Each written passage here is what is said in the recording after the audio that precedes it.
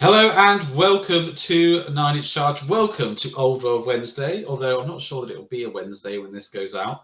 Apologies for last week. We've kind of been all over the place. My computer blew up and all different things like that happened. But we're back, and today we are talking about the meta. We've had the 1.5 update come along. We've had the match playbook, this errata and all the rest of it, and we've been avidly reading and sifting through and trying to figure out where we think the game is heading. So that's what we're going to talk about today.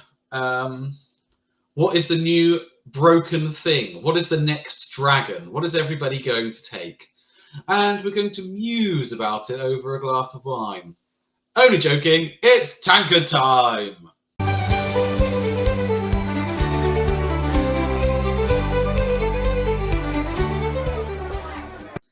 Okay, Tom, so what I thought we would do is we will go through, there's a few subjects I want to chat about. So firstly, I want to talk about infantry, of course, because that's the big thing that a lot of people are talking about at the moment, the huge changes to infantry that we've seen.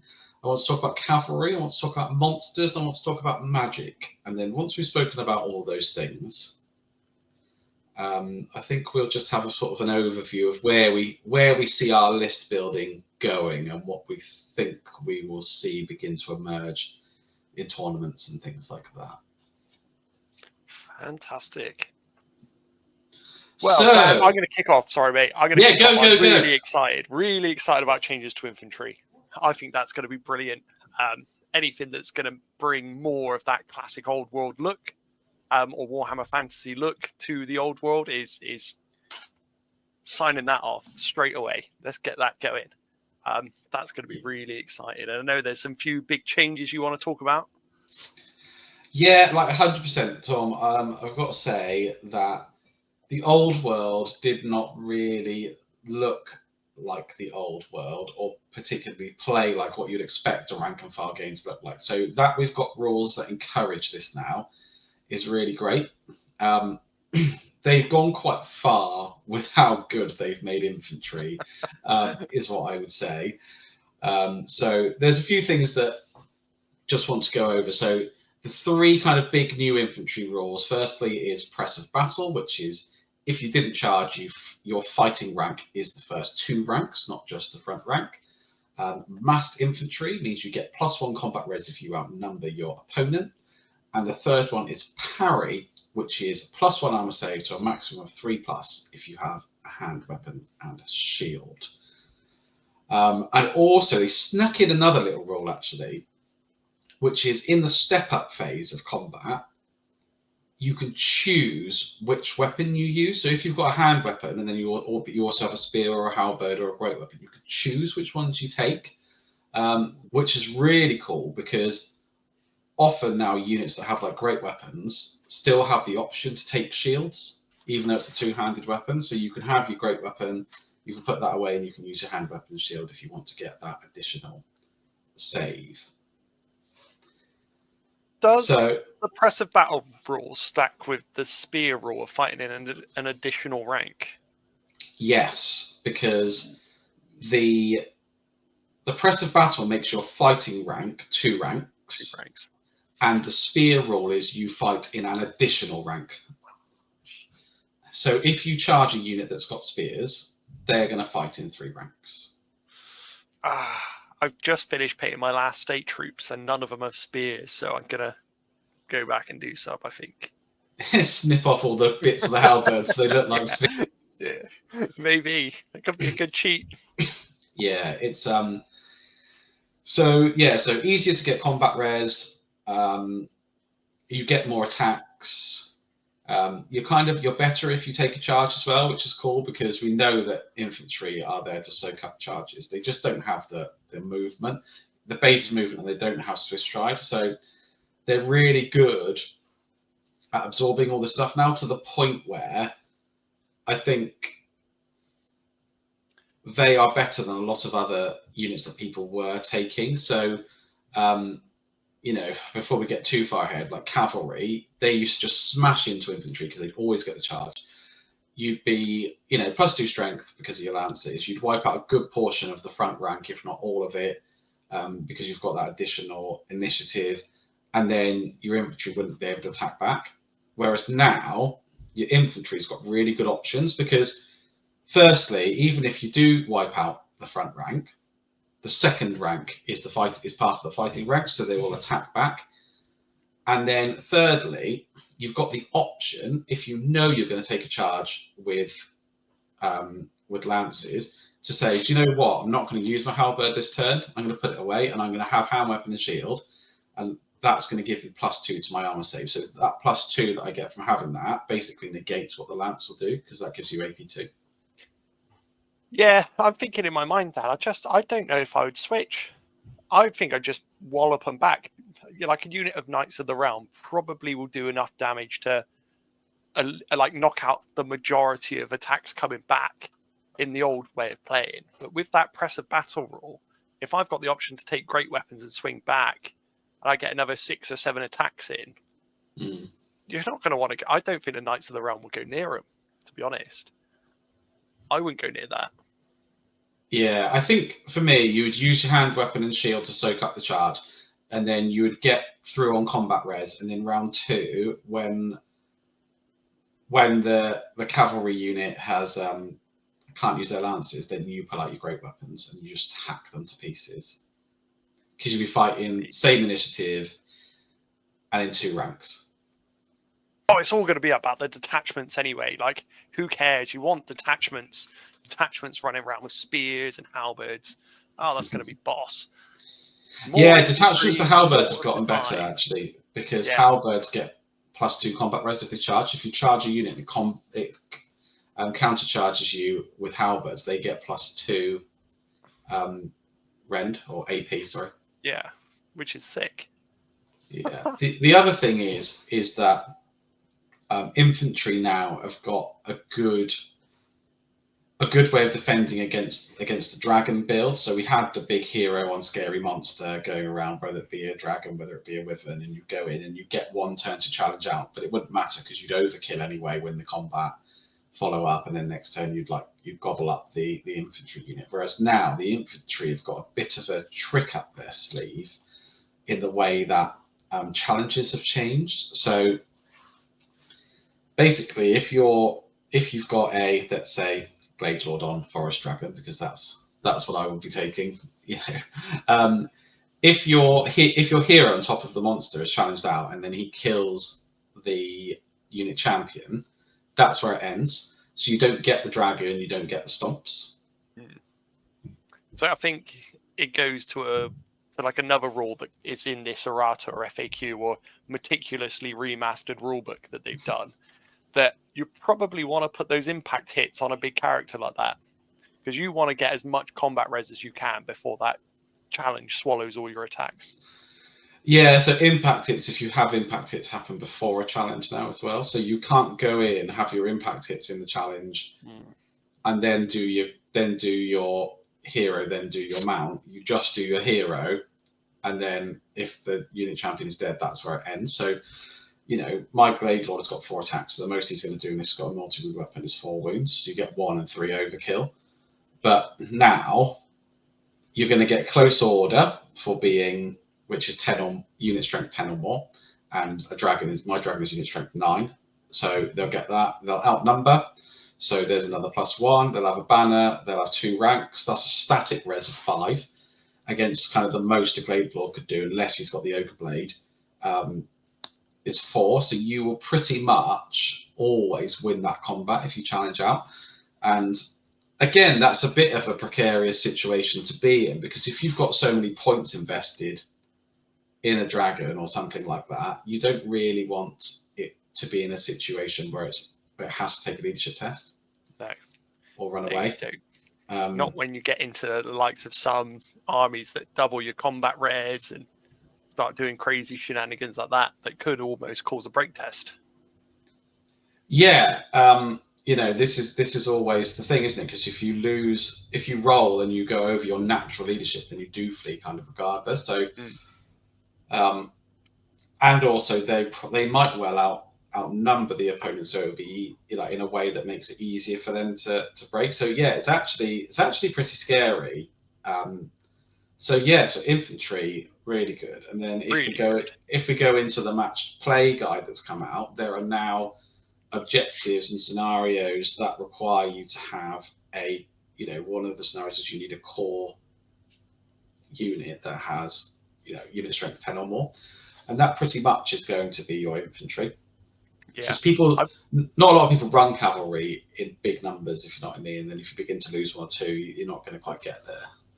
No, I'm glad. I don't think they've turned the dial up on the infantry so much that I want to start taking big hordes again.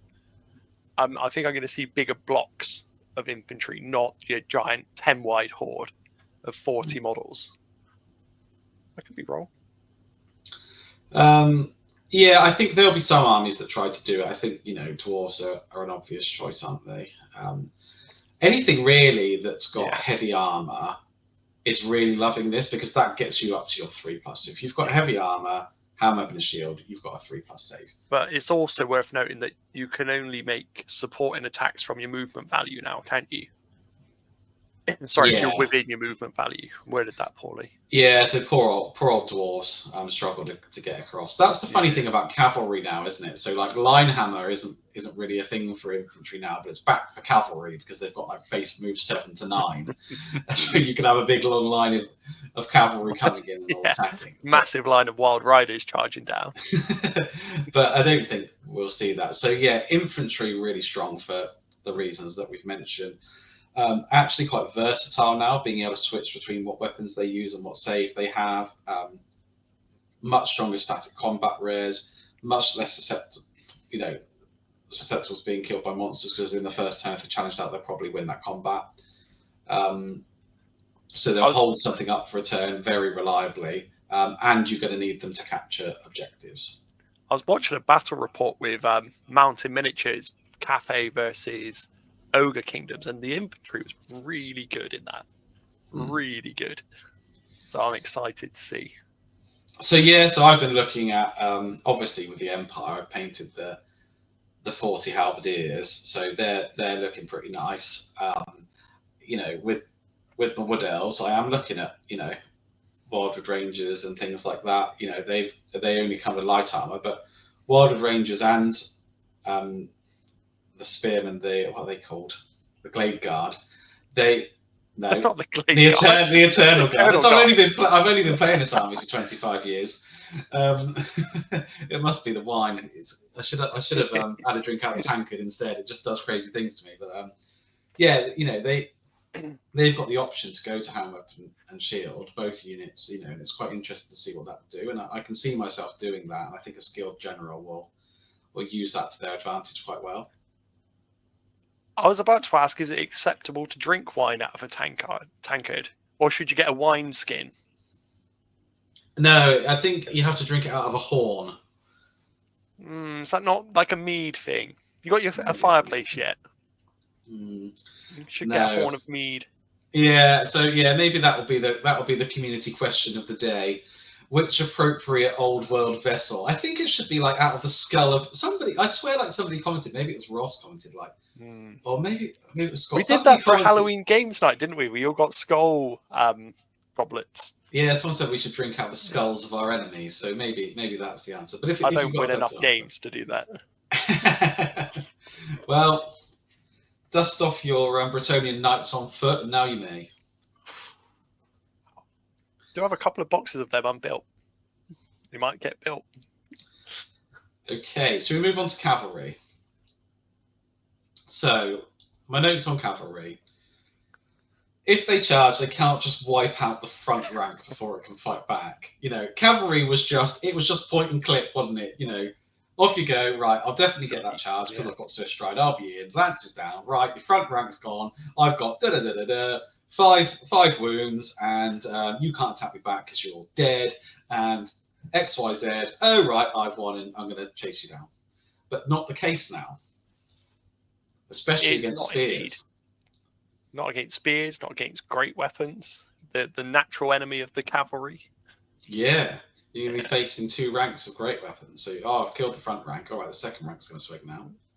Also, heavy armor, hand weapon, shield, and parry. on an infantry unit means it has the same save as a unit of cavalry as well. So they don't, get to be the big tough I outsave you, because most heavy cavalry units have got a save of 3+ as well.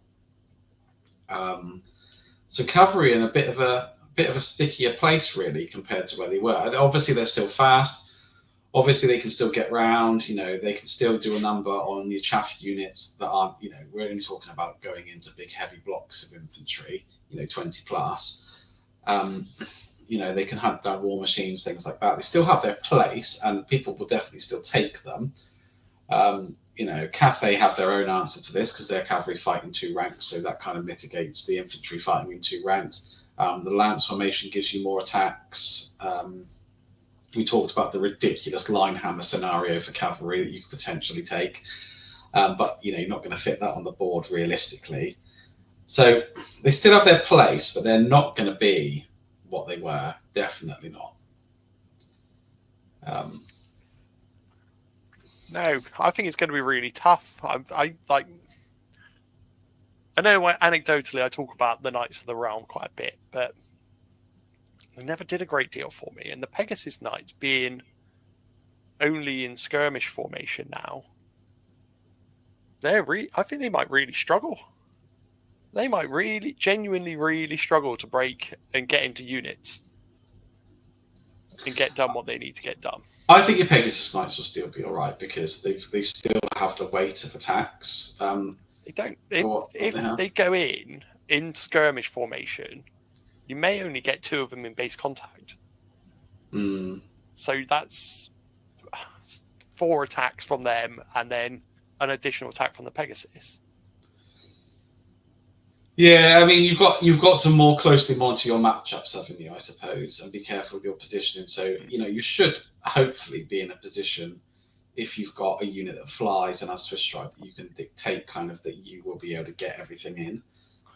If you're making that long bomb charge and not everything's getting in, perhaps you probably need to think about how you've been doing your movement phase. But it's getting stuck in combat, isn't it? I think off camera we were talking about cavalry in 8th edition, weren't we, Tom? Yeah, we were. And they struggled in 8th because you got grounded. You get ground out. Turned into ground beef. You had a very impactful turn 1, and then you were stuck there, not being able to do any damage. And then they also didn't have the step up rule, so you could get hit back quite hard, depending on what you went into. Yeah, and that kind of feels like where cavalry is. Like, it doesn't want to go into a big unit now. Depending on what it is, you might not worry about goblins, perhaps something small and not very skilled. You might not worry about a skeleton warrior or a skeleton archer, but you are going to worry about other infantry units, especially something with heavy armor, especially something with a great weapon. You'd already be wary, but you would still think, I'll take the front. I'll take the front rank out. Therefore, back and order. I'll follow up. I'll keep going. I think you'd have to be a bit more reserved with how you use your cavalry. You have to anvil something, and then the cavalry becomes the hammer again. Yeah, I agree. Monsters we've kind of gone over, haven't we? Really talking about ridden monsters. Monsters still definitely have their place. Things like the Necrosphinx hasn't been touched by this because you can't challenge out a Necrosphinx, you can't challenge out a giant, you can't challenge out a tree man. There's loads of monsters that you can't challenge out, and the Cafe and Sentinel. Yeah. It's still gonna have fun all day long, isn't it? But they weren't necessarily the issue, were they? They were. You knew what you were getting when you went into combat with a giant or the tree man. You just knew you weren't ever going to kill a tree man. Yeah, and if you do, it's that last guy that kills him. He's going to just fall on him and flatten him anyway. It's your Duke on Pegasus or your Forest Dragon with bullshit Blade Lord on it. Yeah, they're the ones that people were worried about. And then this again, same as we said for cavalry, really, you just got to be careful with the matchups because you're going to go in with your dragon that costs 500 points, and it's going to lose combat. So you've got to be really careful. It's like you've even got to be careful. You've even got to be careful on, I was looking at, at the Great Stag and things like that, and it's like, well, actually, it just says the mount. It doesn't matter what your mount is. If you think you're going to get a few cheeky wounds off your mount, well, you're not. But this is where you had a bit of a stroke of genius, Tom, actually, that you might not remember this conversation, but this is going back a way, where you said, because impact hits happen before a challenge, if you can give your hero on a big monster impact hits, like the Ed Button hat or the Crown of Antlers, or put them on a heavy chariot, you'll go into combat, do your impact hits that will go to the combat res, then you'll get challenged out, and then you'll get your overkill. But you're that's where you're breaking past that static res of 5. That 5 is the magic number that you're coming up against. So if you go on a heavy chariot and you do like D6 impact hits and you roll 6, and you kill 6 guys, right? You've done it. Doesn't matter they challenge you out. Tomb King on a chariot becomes quite viable. He's on a light chariot, so he's D3. But a unit, but if he's in a unit, the unit will still do. It goes into the unit, doesn't he? I think what you see is that the prevalence of the lone character, John Rambo, in Across the Battlefield diminishes, and all of a sudden you need him to be leading and backed up by his guys again, which is quite fun. Yeah, so when you said that to me, Tom, I thought that was a stroke of genius. So anybody who, I wonder if we will see more of that now, more chariot-based characters. I think we'll probably see that, especially they're good for casters as well, give you 360 line sight for casting. If you can put wizard in there, or you've got a hero in there. I rate the chariot personally, so I think we'll see a bit of that. I think we'll see items that give impact hits go in. I'd like to see a bit more of that. I think that is that's the cheeky little workaround that you've discovered. Yeah, I think it is cheeky, but it takes away from punching power of your hero, doesn't it? Unless you give him a great weapon. And I think the other thing to remember is, depending on how many tiny little goblin heroes you're going to put into a unit, you can only really challenge out once, can't you? Unless you've got, you might put a hero in, then you can challenge out twice. But you may only need to slow the dragon up once. Yeah, this is it, isn't it? It's a round wasted, isn't it? There's only X amount of turns in a game, depending on the scenario you're playing. But that, that stops it for a turn, doesn't it? So yeah, we'll see. I think if you can only challenge it out once, and then it just comes and eats the unit, I'd pay to wait around. People are doing it anyway. I think you'll see BSBs a bit more, just in case. And I've been looking at different tournament lists, and I've started to see, I'd say, more BSBs than previously. People writing lists for this new meta, so I think people are kind of cottoning on to that. That they might have to take some break tests against infantry, so getting the BSBs in just to help you. Okay, so lastly, wanted to chat magic. Huge changes to magic, as we know. So basically, you dispel at half your wizard level, rounding up. So the most, and cast at half your wizard level, rounding up. So the most you can cast a spell at with a level 4 wizard now is +2. So the first thing I thought when I saw that was, okay, so if I take a level 1 wizard and I give them the Wand of Jet, they get +1 to cast and dispel. So my level 1 casts and dispels like a level 4. But even just being 1 behind it's not insurmountable, is it, anymore? It was horrific before the rules changed. If you took a level 4, you had to be a level 4, bring that to the game to have a say.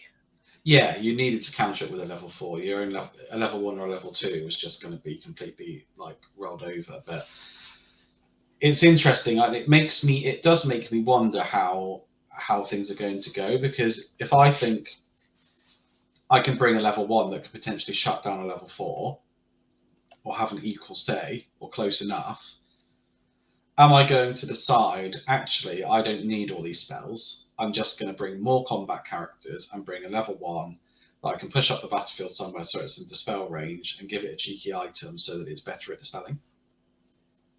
Yeah, I mean, my idea of mitigating any magic now is what magic res can I fit into a list. But if I look at my Empire list, I've got a very common magic item that's 20 points. It's magic resistance 2. It's like the obsidian lodestone, is it? So the obsidian lodestone is the one that everyone can have. It's not Empire specific. It's 20 points and it's magic res 1. Yeah, but in my Empire Arcane Journal, I've got the same item that's magic resistance 2 for 20 points. That everyone can have, which fits nicely on a unit champion. So yeah, this is the thing. Unit champions can take magic items now, which is like fun, but it's, you know, there are the occasional one that can take the Ruby Ring of Ruin and become a Ruby Ring of Ruin caddy, you know, if they've got the points allowance. But now I think the Obsidian Lodestone is so worth it. 20-point tax, yeah, I'll take it. Yeah, you're going from a range of 1 to 4 to a range of 1 to 2, and then you can knock that down by 1, so you can pretty much half what a level 4 is capable of bringing. So yeah, definitely, I think we're going to see Obsidian Lodestone. 20 points on a unit champion. We're going to see that all day. If it's, I know in one video before we talked about the idea of the Death Star coming back. I think that was in the old rumor video, and I think it could be a thing. You know, a unit loaded with characters that all buff each other with some magic resistance, so you're not spelling it off the table. And if you end up in combat, it's just going to whack you with a load of really powerful hero level characters.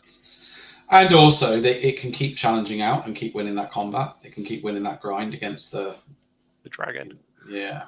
Look for items that give you dice rolls, because there's still some items lurking around that are kind of really strong. So the Infernal Puppet took a little bit of a nerf, where it's only range 15 inches. Chaos don't mind because they're going to be up in your face anyway. So the Infernal Puppet, it makes your opponent cast on 3 dice and discard the highest dice. And Oaken Stave is one of magic items where you dispel on 3 dice and discard the lowest. So that's a really big swing. That's not just I've got +1. I've got potentially, you know, I'm swapping out a 1 for a 6. Big change. Yeah, and then some bound items are not nerfed. So the Ruby Ring of Ruin took a hit where it's only bound level +1. But there are a lot of items that they haven't addressed that are still power level 2 or 3. If you've got bound power level 3, it's going to cast, you know, on average better than a level 4. So yeah, I think Magic is in a strange place now. You know, we were going to move into talking about how we think things will look, and I'm not sure how Magic will look, actually. You've got quite a lot of these armies of infamy that limit how much magic you can take. And that was seen as quite, for me, I was like, oh, I don't know if I would want to go out that level 4. Whereas now, I'm like, right, everyone, here's your Obsidian Lodestone. You know, it's you get an Obsidian Lodestone, and you get an Obsidian Lodestone, and then out we go. Then there are the adverse of that is true also. So like the Troll Horde in the Orcs and Goblin book, that army of infamy, it doesn't really work without the hag casted its buffs. I played against it once, and when the buffs weren't going off, the trolls were just stood around doing nothing all game. So I don't know. I think it would be like you'll see it, and people will mitigate magic, and then you'll see the decline of magic, and then you'll see it go like it'll be circular, won't it? When it starts dropping out, people will start taking it again because no one's mitigating against it. I think people will still. I think it's a thing to tailor your list to, isn't it? It's what you want to do. So back in Warhammer Fantasy Battles, I used to try with my Wood Elves. I used to say to myself, kind of like, I want to win the movement phase, the shooting phase, and the magic phase, and then the combat phase will kind of sort itself out if I can shoot them enough and magic them enough. And lots of people are built. You know, you've got items, you've got the lore familiar where you're able to pick your spells. And people do build their armies around certain spells. So maybe we'll see more power scrolls. So someone will build their army around the spell, but they take a power scroll, so they know when they really need it. When you really want Plague of Rust, then you're going to get it. A really powerful spell now with the additional power of infantry, the inner 3-up save if you've got hand weapon and shield and heavy armor. Yeah, a clutch Plague of Rust would be boss. I think it'd be worth just having a little nod to the poison change as well. Oh, it would. But I was going to say, so do you think if you're going to do magic, you go all in, or you don't just want to dabble? I think you go all in. I think you bring smaller casters as well, because, you know, who's to say a level 1 isn't going to have a word of a level 4 now? If a level 4 rolls badly, you have to beat that dice roll, so they don't have to equal me. Right, they get +1, but you have to actually beat the person's roll. So it is more. You're not just looking for the same roll. You have to roll a better roll. You have to forgive me, Dan. I don't know if it's a rumor. I don't know what's rumor or true anymore. But is it the case now that if you're in range of the vortex, you can dispel it, not in range of the caster? Yeah. Yeah. So it doesn't really matter if your dispel range is shortened from a smaller level wizard. I suppose if the only thing you want to dispel hexes and enchants and things like that, you want to be up close. But the vortexes are the things that get on everyone's nerves. Well, vortexes have had a big nerf. They don't go through units anymore either and just bounce on, continually. They've had a bit of a nerf. So magic has changed in quite a big way. We could do a whole video just on the magic changes, to be honest. But yeah, I think, I was looking at the lower level casters and I was thinking, is there a signature spell that I like because a level 1 take it? If I was going to take a unit of War Dancers, could a Shadow Dancer with Hammer Hand, do I think they'd cast Hammer Hand here? They'd have a good go. Yeah, it's fairly easy to cast the Hammer Hand, is it not? Yeah, and it'd be relatively more difficult to dispel because you'll only have, if you're a level 4, you'll only have one more. Yeah. +1 against me. So I think we might see more lower level casters. I've got a feeling Battle Magic will be the one, I suppose. People will try and take it with. I suppose maybe with the Vortex being there, maybe not. We'll have to see. We'll see. So yeah, I'm not quite sure with Magic, but I think people will be more inclined to take lower level casters because there's also a limit now. You can only have one level 4, but you can have as many level 2s as you want. Mm. So there you are. All right. So should we do a poison? No, you wanted to do a quick nod to poison. Now I don't mess around with poison too much. My poison's whiskey. But apart from that, in game, I rarely touch it. So if you roll a 6-2 hit, it doesn't cause an auto wound. It gives you +2 to your wounding roll. So basically, if you're shooting against a big nasty like a monster, this is what it was used for. It's toughness 6, and you've got an arrow and your strength 3. You'd roll a 6 and you'd cause a wound. Now you roll a 6, then you've got to roll a 4. So it's half as effective as it was.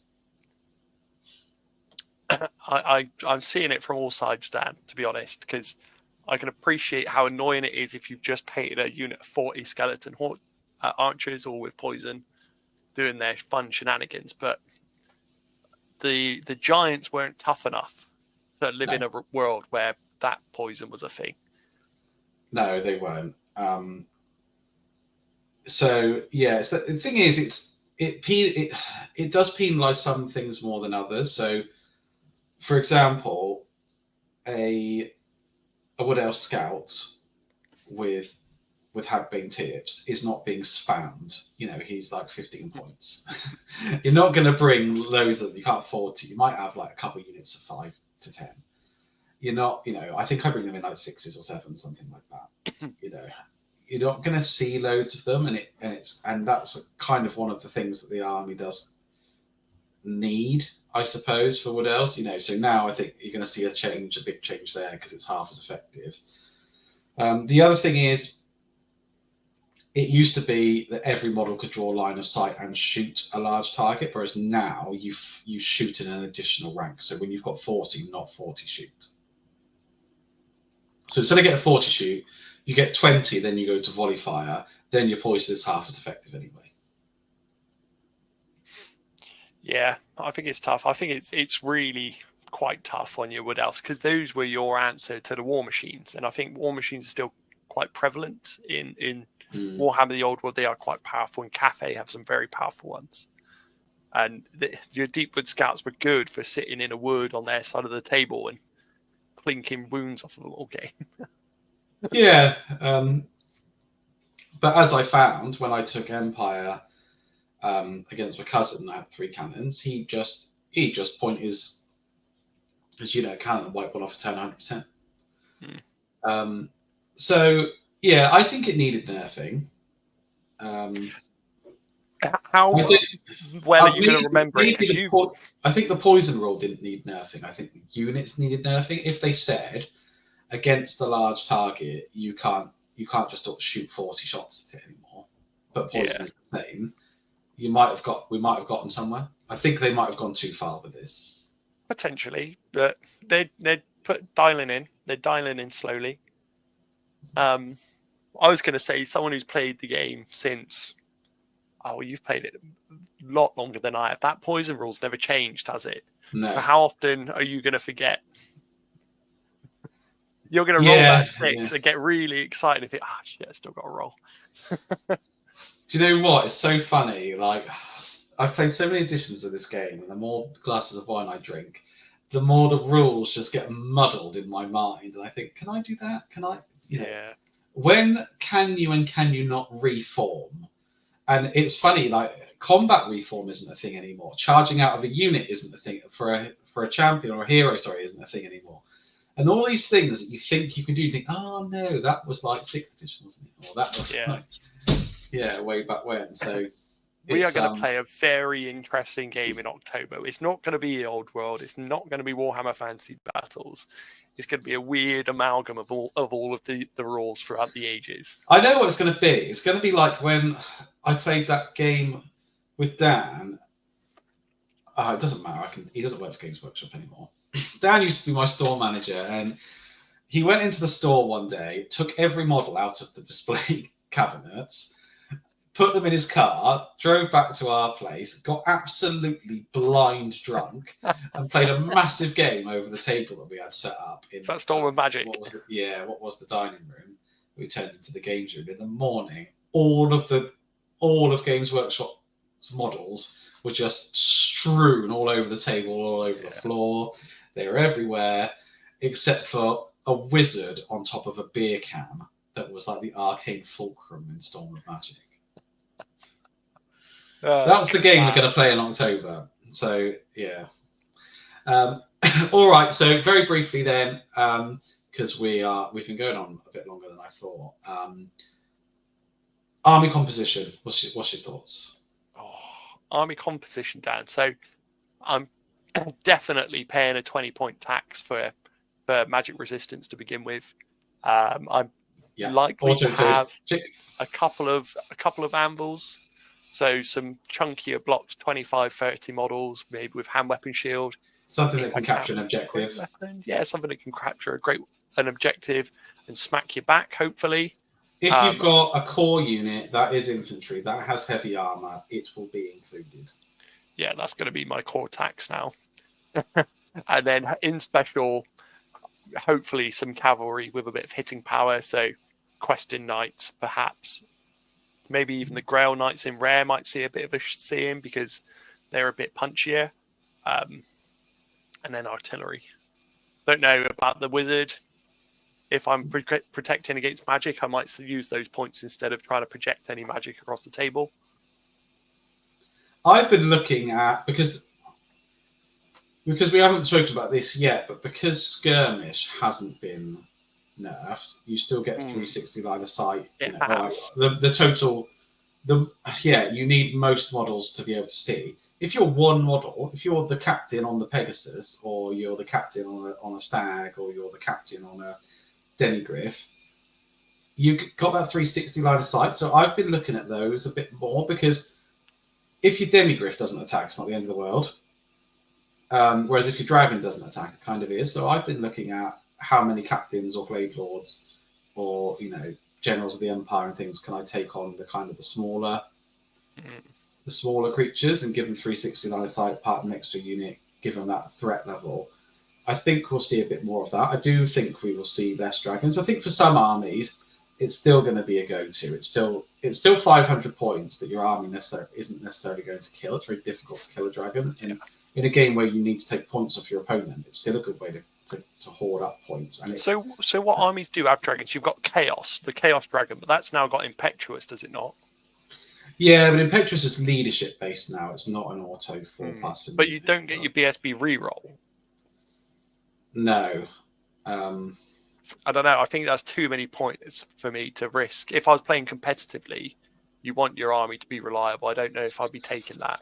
So you've got Chaos. You've got every flavour of elves. Their dragons are quite strong. Tomb Kings. Again, quite good, quite punchy, quite survivable. I think that might be it. The old zombie dragon. But yeah, I think we might see less. I think we might see less level 4s.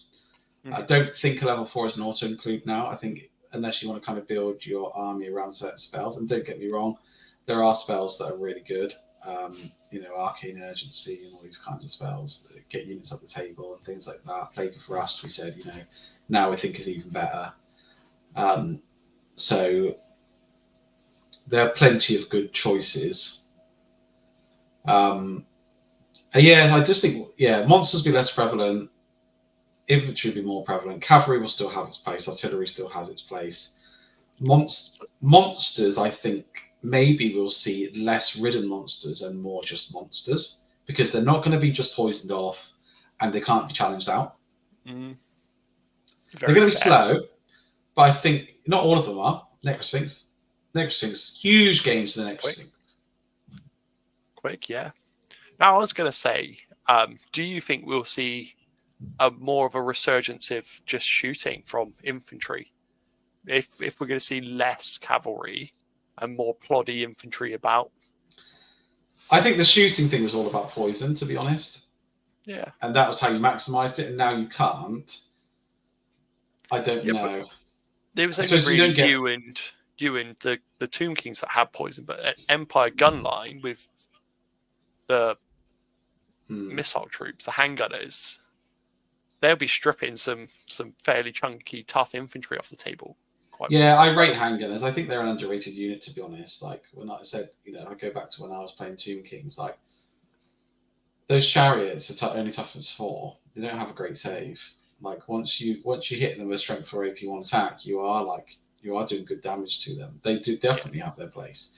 We've been talking about saves. A long time ago, we were talking about how saves impact the game, and we're still talking about it. But if your cavalry's got 3-up save and they hit with something AP1, it's 50-50. It's going to go either way. They're only tough as 3. Yeah.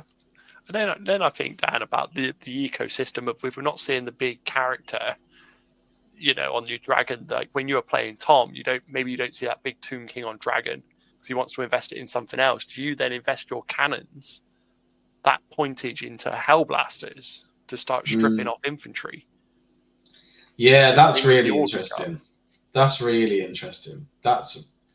Maybe we will. I think you kind of still have to be wary that your opponent probably could take a dragon. Yeah, but I wonder, the thing about the dragon is, this is where I see it. I see it's 500 points. If I take a dragon, it's 500 points. If I play my cards right, you're not going to get those 500 points back off me.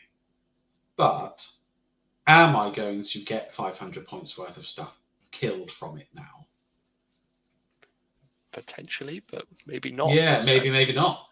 Yeah. If you've got 3 big units of infantry, and I'm thinking, oh god, here we go. I'm going to be wanting to eat up your units of 5 to 10 cavalry that are floating around. I'm going to be wanting to eat up your war machines. I'm going to want to eat up your skirmishers. No, there is the Laurels of Victory. I can't remember what it's called that gives you the. Can I say something a little bit negative though, Dan? Yes. I don't like being negative about stuff, but I think it's too much of an FAQ. Like it's too much of an errata. I think for me, this needed to be like a living publication. So they should have produced the rule set online for free, perhaps, or on an app, and updated it, because I've seen the meme of people cutting it out and sticking it into the rule book, but it's not far off that with how. I don't think that's a meme. I think people are just doing that because it's like, the thing is though, the thing I would say about that is, yeah, you can cut it out and stick it in the rule book. Good luck finding it in the rule book, because that book is just everywhere. It's all over the place. Always said it, Games Workshop need an app for their rules, and I think after that, really they need an app for those rules. I agree. I think all the changes, I like all of the changes. I think they're all good, except for the skirmish thing. All need the line of sight to see, because, well, you can't tell me now. Pegasus Knights. Screwed. Laser pointers are going to go through the roof for sales for trying to work out which model can see what. It's just a joke. That other than that, the Citadel branded ones. Yeah, that's it. Create a problem, sell a product to solve it. That is the Games Workshop way, isn't it? But yeah, I think other than that, I agree with all of them. But you're right; it's a lot to digest. So I'm thinking, like, I haven't played with this new rule set. Yeah, I haven't played a game. My hobby room is just in complete disarray, and I haven't got the table set up. I haven't been down to see my cousin. I haven't been to my local games club for a bit. Yeah, I'm waiting to play a game, but I do feel like there is going to be a curve. Maybe I just need to go to a tournament and just play 5 games over a weekend and just be like, right, okay, no, now. Yeah, maybe. Like the last time I played was that tournament in Warrington. I probably would have been comfortable doing a pickup game tomorrow, but after this FAQ, I'd probably have to do an awful lot of reading to even get by. Well, come up, Tom. When's your next long weekend? Bring the cigars, and we'll have a cigar and a battle, and we may even record it. It'll be 2nd of August. All right. It's in the diary. It's in the diary. Watch this space. Battle report coming 3rd of August. Yeah. All right, I think that's it. So, yeah, just let us know in the comments what you think. Not just about what's the appropriate vessel for drinking wine out of. Let us know what you think about the changes. Let us know what you think the meta is, where it's heading. What is the biggest change to your army list writing? I think that would be really beneficial to know. You know, are you dropping your 40 skeleton archers, and are you bringing more chariots now, getting those impact hits, putting a hero in there, that kind of thing? What are you doing? What you're up to? Let's share. Let's learn. You know, let's help each other with our list writing, and we will be back. You know, I want to say on a Wednesday. Really sorry about the last couple of weeks. You know, just life happens, doesn't it? And things go awry. And we're really good. We did like 12, I think, like 11 or 12 weeks in a row. That was good for us. Yeah, and then it just it all went wrong, didn't it? But, no, it didn't go wrong. Life happens, man. Like videos get lost in the warp. Yeah. Touch wood. We're on a roll for another. You know, we should have you go to places and it's like X many days without incident. Today is number 1. That was our hobby group last week. It's still no video. Yeah. Henry didn't do a video either, did he? In Cold Cane. No. But you know, yeah. So it happens, doesn't it? All right. Catch you guys later on next Wednesday. Promise.